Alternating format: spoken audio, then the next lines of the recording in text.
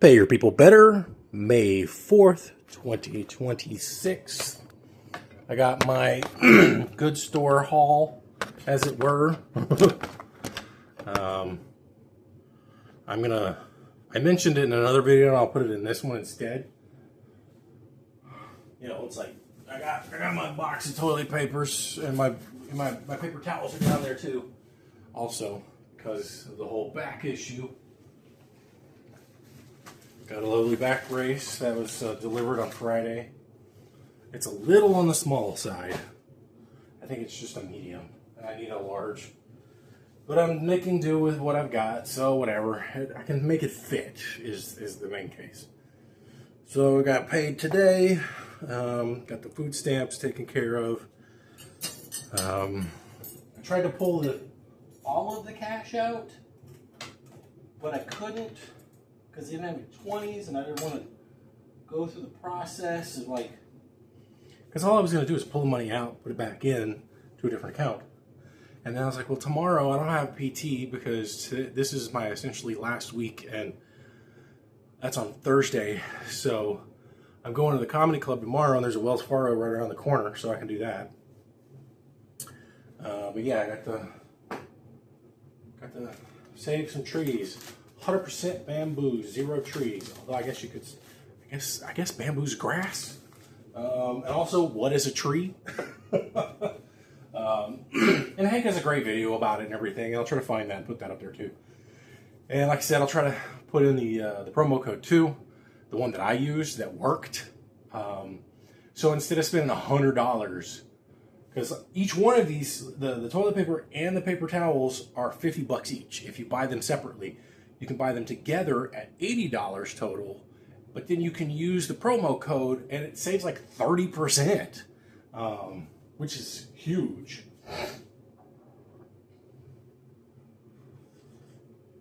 So I'm like, let's do that. Woo. That's a rum and coke and lime, and I feel like there's too much rum. That's whatever. You know, I filled up this bad boy. Put about 1/2 ounce of lime, about 1.5 ounces of the white rum, 1 ounce of the brown rum, putting me at 3 total fluid ounces. And then I put up to 16 for the Coke. So, I don't know, whatever. It tis what it tis. And I got the makings of some hummus, because I still have some of my bread, my pita bread mixture that hasn't been used up yet. That'll probably happen a little later.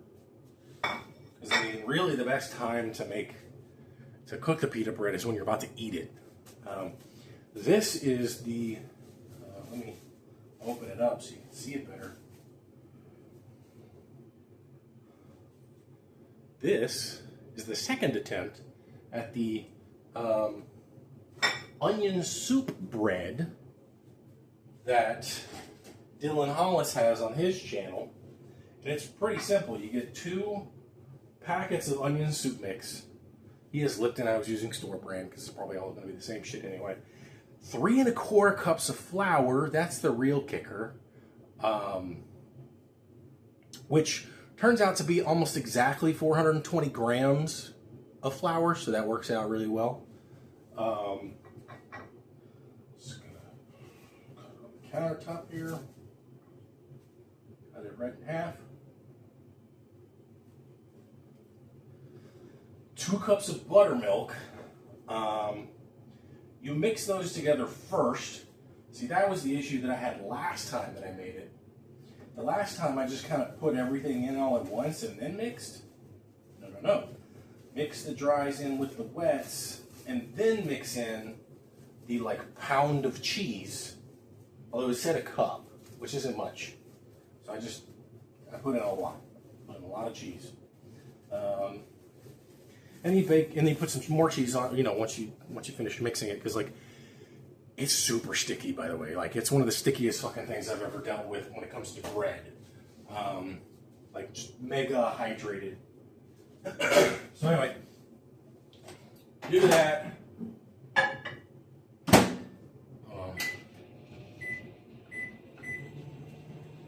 So you put in all the dries and then the wets, which is the 2 cups of buttermilk.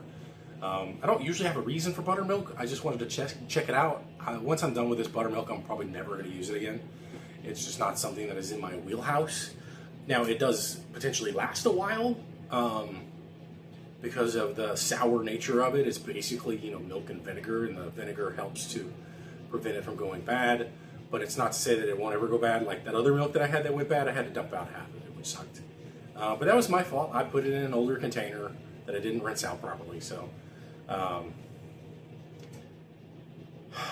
but yeah, so you mix the onion soup mix and the 420 grams of flour and then the 2 cups of buttermilk, mix those together, and then mix in the shredded cheese. Once that's all mixed together, again, very sticky. His does not look sticky at all in his video, for whatever fucking reason. And then put that into a loaf pan, sprinkle more cheese on top of it, probably at least another half a cup. I figured the best thing to do is take a pound of cheese, just like shred as much, it says cheddar cheese, so I just did cheddar cheese this whole time, this time around. And then just like sprinkle it in until it basically, once you're mixing it and everything, it starts to look like it's in there. Then put it in the pan, put some more cheese on top, bake it I put it in for an hour, and it turned out great. I'm probably not going to do it much more. I might do it again just because I still have the buttermilk and I don't have much reason for buttermilk in my life. And it's 2 cups, so it takes care of the buttermilk pretty quickly. And it's pretty easy overall. It's a 1-pot mix thing. It's just, again, it's very sticky. And, so because of that, it's a bit of a mess, a bit much. It doesn't have like a lot of crumbliness. Now, I redid the secret cornbread, which is 3 eggs, 2 of those Jiffy's, the Jiffy cornbread mixes. I think you throw in a little bit of baking powder. I think you throw in some baking powder on both. I'm not sure. I can't remember. Because he has all the ingredients in it, and he even tells you how to do it for the most part. Some of his videos don't give you everything, which I guess is fine because he's trying to sell his cookbook. Especially at that point, because I think the secret cornbread one is the day that his book releases. And then you get Cheese Whiz, which is basically just Velveeta cheese, which is basically just American cheese. Which, if you want to make it simple, you either buy sodium citrate, which is a lot of, just a household chemical that you're not really going to use a lot of, or do what I did, which I got this idea from binging with Babish. You get American cheese slices. The thing that, when people bitch about, American cheese slices and stuff, and they say it's plastic and all that, one, it's not. It's a cheese product. It has cheese in it. It has a significant amount of cheese. It just doesn't have the same process as typical cheese. Now, maybe the government cheese block isn't necessarily but you can slice that shit and make some great fucking grilled cheese sandwiches if you want, because it's American cheese. And what does American cheese do? It makes ooey gooey cheese stretches. But you know what it really is? It's nacho cheese. It's just nacho cheese, which coincidentally is the chemical, not exactly, there's some numbers in there, but the sodium citrate, I think it's trisodium citrate, it breeds out to be nacho, which is great. It's awesome. We need to stop demonizing fucking nacho cheese. It's still fucking cheese. It just has better preservative situations in it. I mean, look at this. Sure, it's got natural cheese, but what is fucking natural about cheese anyway? Really? And it's very savory, this specific bread.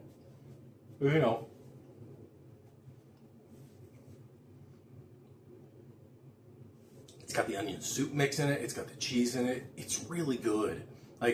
Dylan's this slaps. And it's really good. It's worth the effort. It's pretty cheap. Because, I mean, AP flour is $2, $3, maybe $4 for a 5-pound bag. Like, even bread flour is technically cheap. Unless you're literally using just bread flour for fucking everything. And even then, I mean, $7 for a bag sounds like a lot. But the thing is it makes a lot too.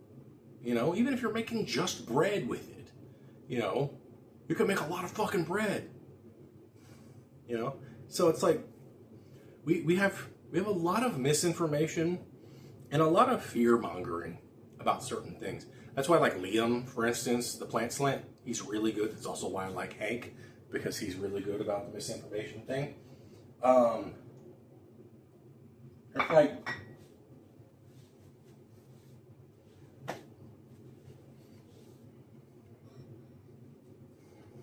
it's so good.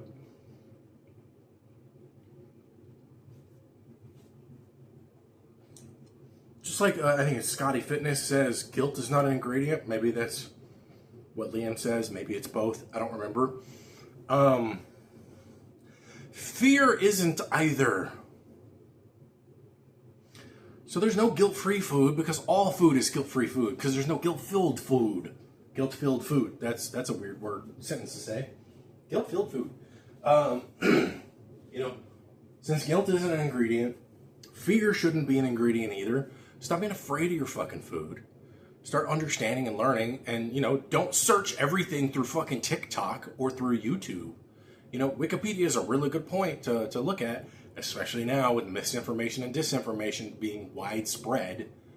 You know, if he even has like a video of somebody talking about how like spinach and like strawberries or some bullshit, like various fruits and vegetables have toxins in them.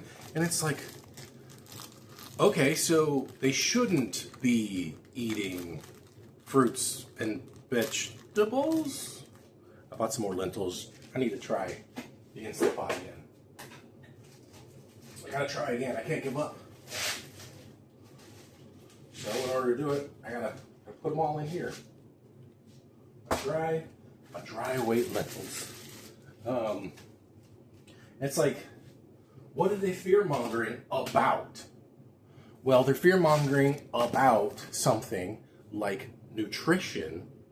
And nutrition is such a wide, almost vague term. Like anybody can be a nutritionist in America, but you're not somebody who has essentially studied it's not a medical degree.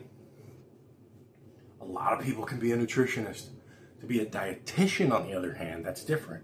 Now, you have fucking idiots like RFK Jr. saying, oh, well, you know, the average medical doctor only gets 1 day of, you know, nutrition training in their whole, 8 years of fucking training? For one, that's probably bullshit. But nobody checks him on it. And two, even if that were the case, okay, there are still specialists that exist, right? The thing is like, yeah, we're starting to learn more and more about gut health, right? And that gut health does appear to have more impact on our day-to-day life than we originally thought. But that doesn't mean that the realm of doctors is just wrong. It just means that the general informational consensus was not complete, which is normal fucking science. That's how science do, to paraphrase Zay Frank. You know, you're not getting it's impossible for anybody to get all the things. I mean, if you wanted to just study water, just fucking water, H2O. If that's the only thing in your life that you studied, you would never learn everything there is to learn about water. Water is so fascinatingly complex. It is a wonder, a natural wonder, if you will. And it's such a natural wonder that life was able to emerge on this planet. And because of the natural wonder status of water, we, for the most part, have stated that you need water to have life. There's a probability that you don't need to, but for the most part, it's pretty much true. Because water does so fucking much. It has a high specific heat, so you can heat that fucker up for a long time without it really heating up. Like, why does a pot about this size, this is a three quart, so if I put 2 quarts of water in here, you know how long it takes for this stove on high to turn all that water into boiling water? Easily 6 minutes. And an electric stove is more efficient than a gas stove. A gas stove takes like 7-8 minutes depending. Now, if you get yourself like an electric kettle, you can heat it up even faster because like the element is literally in the water. Great video about that. Technology Connections, and Adam Ragusa has one, when he compares like induction stoves and stovetops and stuff. And so it's like, just the amount of information that's available is so substantial. So to say that, for somebody to be dismissive of general medical practitioners and to say, you only got 1 day of nutrition training, so you're not trustworthy when it comes to my health. It's like, motherfucker, you are coming at us from an incredibly privileged position and also an incredibly asshole-ish position. Like, fuck you, Robert F. Kennedy Jr., and everybody else who listens to you and eschews and spouts the same bullshit. You're all culpable in actually dumbing down our society and creating potential harms. Like, the kind of bullshit that he spews should be classified as stochastic terrorism. Because it's fucking dangerous. When the fucking acetaminophen thing came out, and they're talking about how it causes autism, and then what they do, they backtracked it because fucking Tylenol's out there saying, okay, let's see you in court. Like in Procter & Gamble, probably.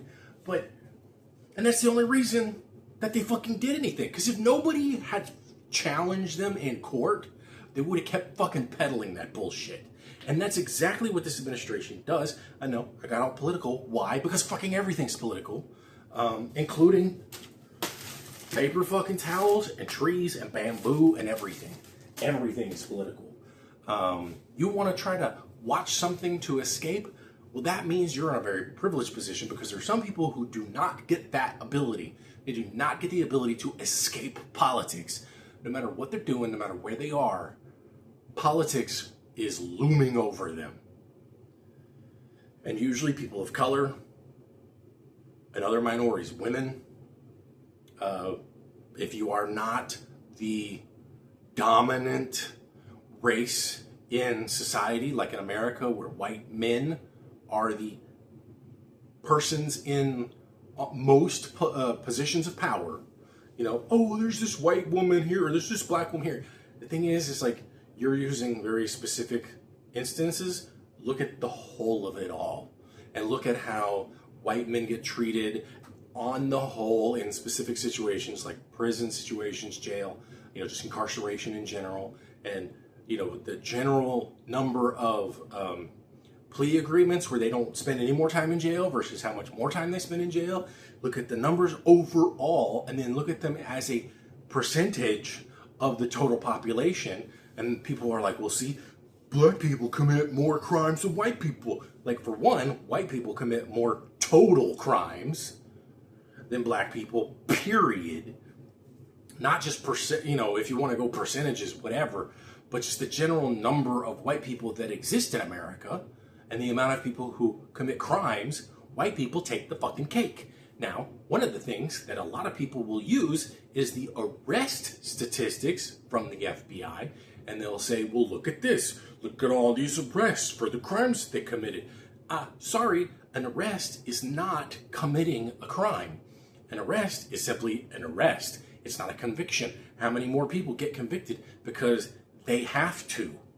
Because they need to. They need to take a fucking plea so they can get out of jail and make sure they don't lose their housing or their job or their kids or whatever, their car. You know, how many people take a fucking plea deal, thus putting them in convict mode when maybe they didn't even do it? You know, there are a significant number of people who are falsely convicted, but the system doesn't give a fuck because, and I've been victim of the system itself. Like, I literally have a prosecutor trying to tell the judge that I'm a danger to society when I'm the guy who wanted to just fucking get killed by cops. That's the danger to society? But no, he took me at face value because he can't think of, he has to, he's got to do his job and convince, like, why are we convincing people instead of providing evidence and the truth of the matter? Well, that's part of the problem when it comes to your fearmongers, when it comes to fucking food. They're not providing evidence and the truth. What are they trying to do? They're trying to convince you of something. And often the reason they're trying to convince you of it is so they can fucking sell you goddamn supplements, which are not approved by the FDA. So they're not approved to do the thing that they're claiming to do. And they may not even have the fucking ingredient in there in the first fucking place. In fact, last week tonight, John Oliver talked very much about gas station drugs, which coincidentally was a video that SciShow had done like a couple of weeks ago. And I was like, hey, this seems familiar. And it's like all these gas station drugs they can either fucking kill you or do nothing. Like, because it's not regulated. So you don't get the drip feed of, let's say, 2 milligrams of a thing and So, like, one of the reasons why capitalism works and can be effective is McDonald's. McDonald's is literally like capitalism gold, okay? No matter where you go in America, if you order a Big Mac, let's say you just order a Big Mac meal with whatever fries and the Big Mac itself, and then whatever drink, and you always get the same drink, you're going to have the same experience in just about every place in America, okay? And the reason why we do that is because it keeps people going back. If they have different experiences where the quality is off by some measurably, like subjectively, but measurable degree, people are going to be less inclined to continue going back. Like, you could go to a taco truck and it's the best fucking taco you've had in your life. You bring over 4 of your friends, like, dude, this is the best fucking tacos I had in my life. You get a bad batch for that night. It's not to say that, like, the meat is cooked wrong per se, or rather, it's not so that, like, the meat is spoiled or anything. It's just maybe cooked, overcooked, or a little undercooked, or whatever the situation, but not undercooked to the point of, like, killing you or, But, like, let's just say the experience just wasn't the same for some reason. And you're like, man, I don't know what the deal is. And so now you look bad in front of your friends. That's not going to happen if you go to McDonald's. And that's where regulation comes into play. Now, I'm not advocating for regulating all. I mean, they're all regulated anyway when it comes to food trucks and stuff like that. They have to follow, safety guidelines. But my point is that when it comes to medications and drugs, the reason that they are regulated the way that they are is so that you don't have those weird experiences. One day you take an ibuprofen and it does the thing, and the next day you take an ibuprofen and it fucking, kills your liver because you got too much ibuprofen in it, because it hasn't been regulated. It hasn't been systematized. And you have, like, the naturalists especially arguing against it because for some reason systematizing a specific medication makes it bad for you. I don't know. And they're like, well, what about aspartame? Like, you would need to drink, like, 12 cans of fucking Diet Coke every day at like 110 pounds or 190 pounds or some shit. Like, the amount of diet soda you would have to consume it in a single day, every single fucking day. And that would be to meet the minimum of the minimum, which is like 100% less, like 1% of the total. I mean, so the thing is like,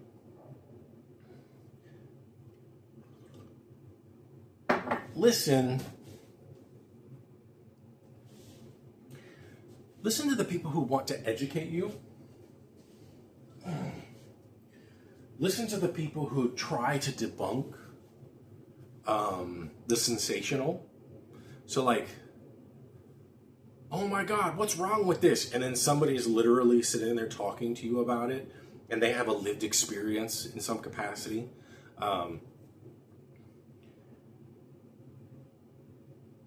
Or at the very least, they're debunking some crazy out there shit. Like, there was this one video, Mini Minuteman, I think I've talked about him before. He was debunking the, like, why doesn't NASA want you to know about this? For first of all, if NASA takes a photo, they want you to fucking see it. Period. NASA wants you to see it.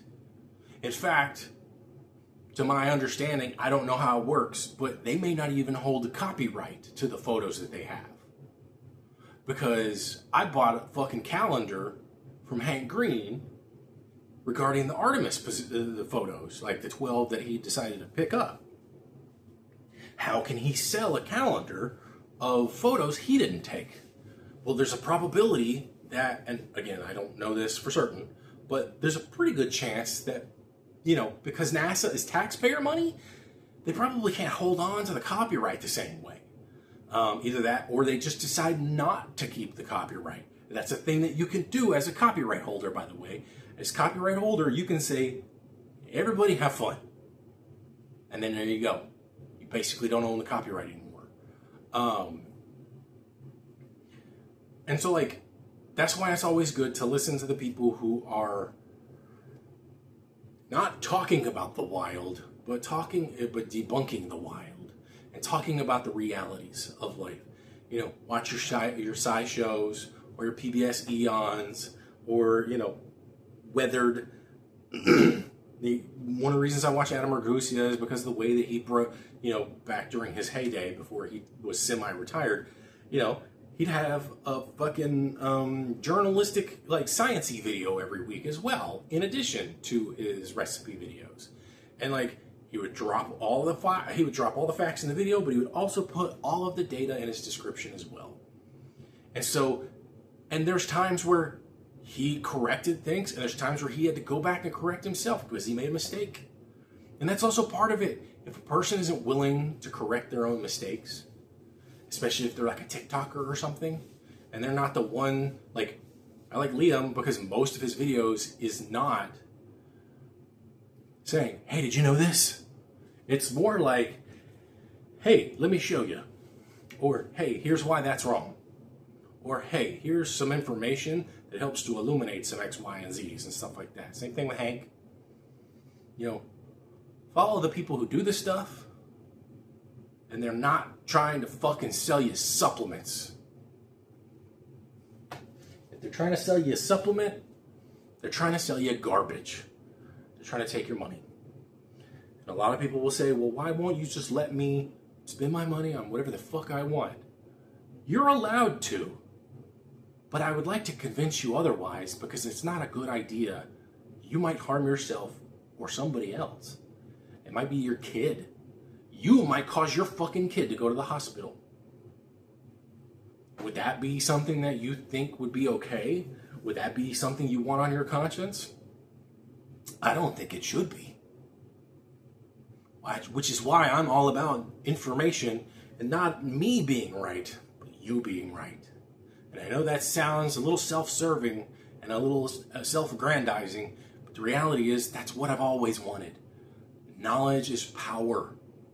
Spread the power. Save the trees. Have fun.